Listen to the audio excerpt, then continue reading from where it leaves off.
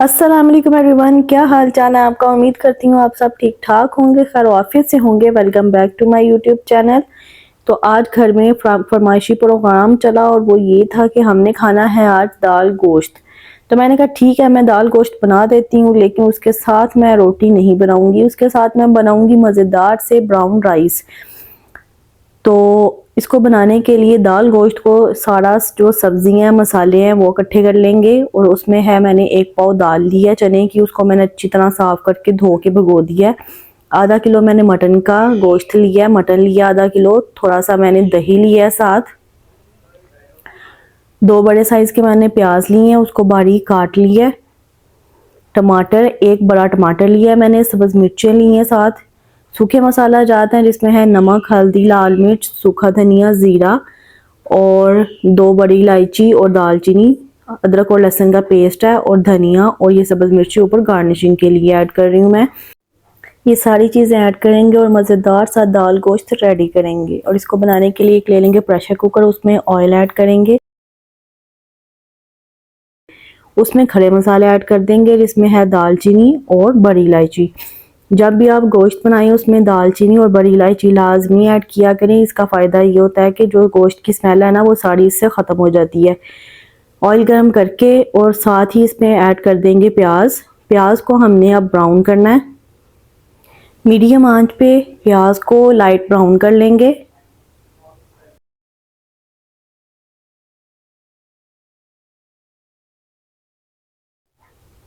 प्याज ब्राउन हो चुका है और इतना ही आपने ब्राउन रखना है, इससे कलर जो है दाल गोश्त का वो बहुत अच्छा आता है।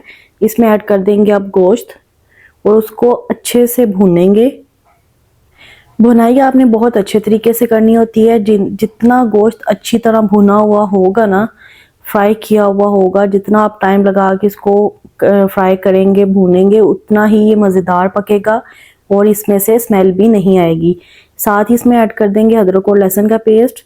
अदरक और लहसुन के पेस्ट में इसको अच्छे से भूनेंगे ताकि इसकी जो मज़ीद स्मेल है वो ख़त्म हो जाए। बहुत से लोगों की ये शिकायत होती है कि कुछ लोग गोश्त पकाते हैं ना तो इतनी जल्दी जल्दी में पका देते हैं ना, आधे घंटे में उनका गोश्त रेडी हो जाता है और वो भुनाई अच्छे से नहीं करते और गोश्त में से स्मेल आ रही होती है खाने में से।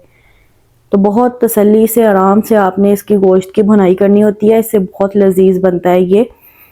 अदरक लहसुन में गोश्त को अच्छी तरह भूनने के बाद इसमें ऐड कर देंगे टमाटर और सब्ज़ मिर्चें और साथ ही इसमें ऐड कर देंगे सूखे मसाला जात। और इसमें मैं दही ऐड करूंगी 5 टेबलस्पून। अब ये सारे मसाले ऐड करके अच्छे से गोश्त को फिर एक दफ़ा 10 मिनट में हल्की आंच पे भून लेंगे।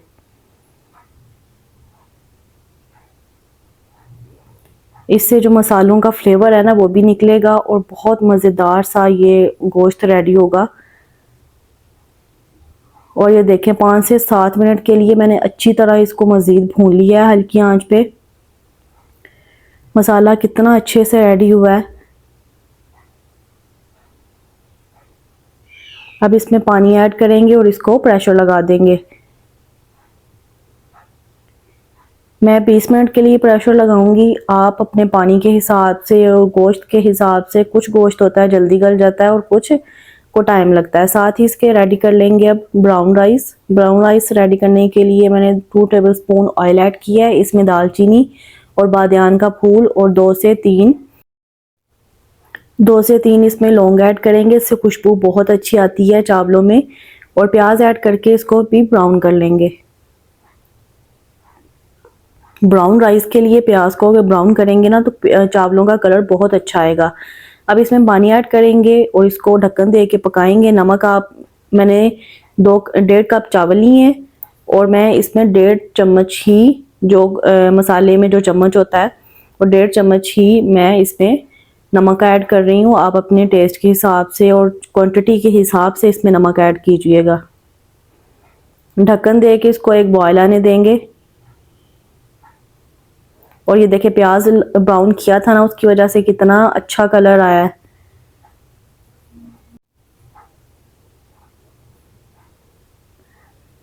पानी को बॉयल आ चुका है, इसमें ऐड कर देंगे अब चावल। चावल मैंने आधा घंटा पहले ही अच्छी तरह धो के भिगो के रख दिए थे। जब भी आप चावल पकाए ना, कम से कम आप आधा घंटा लाजमी इसको भिगो के रखा करें, इससे चावल बहुत अच्छे बनते हैं। अच्छी तरह चम्मच से हिला के इसको पकाएंगे।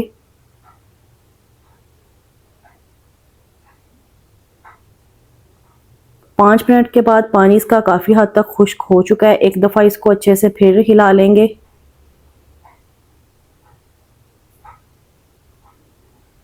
ढक्कन दे के मज़ीद इसको 5 मिनट के लिए पकाएंगे। पानी खुश्क हो चुका है। अब जितना इसमें पानी है ना, इसको अब दम लगा देंगे बिल्कुल हल्की आंच पे 5 मिनट के लिए। और ब्राउन राइस हमारे बिल्कुल रेडी हैं। खुशबू मसालों की वजह से, गरम मसाला और बादियान का फूल जो इसमें ऐड करते हैं ना, उसकी वजह से इतनी मज़े की खुशबू आती है ना कि बग़ैर आप इसको सालन के ही इसको खाएं तो इससे भी बहुत मज़ा आएगा आपको। और दूसरी तरफ प्रेशर कुकर मैंने खोला तो उसमें गोश्त अच्छी तरह गल चुका था। पानी अभी है इसमें, पानी इसमें थोड़ा ज़्यादा ही ऐड करना है क्योंकि हमने 20 मिनट के लिए पहले मैंने प्रेशर लगाया था गोश्त को गलाने के लिए। अब इसमें दाल ऐड करके इसको 10 से 15 मिनट के लिए मज़ीद प्रेशर लगाएंगे।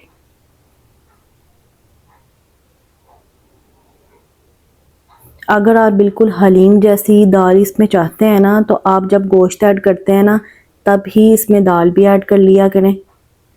और उसको अच्छे से जब आप 3 से 4 दफ़ा घोटेंगे तो बिल्कुल हलीम जैसी आपको दाल गोश्त में नज़र आएगी।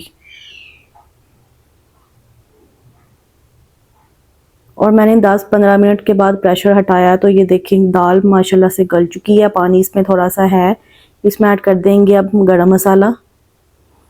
गरम मसाला ऐड करके और थोड़ा सा इसमें मैंने ना जो सूखी मेथी होती है वो ऐड किया, उससे खुशबू बहुत अच्छी आती है। अच्छी तरह मिक्स करके इसको दम लगा देंगे। हल्की आंच पे रख देंगे ताकि इसका जो ऑयल है वो सेपरेट हो जाए। दम लगाने से पहले इसमें सब्ज़ धनिया और सब्ज़ मिर्च जो हमने काट के रखी थी वो भी ऐड कर देंगे।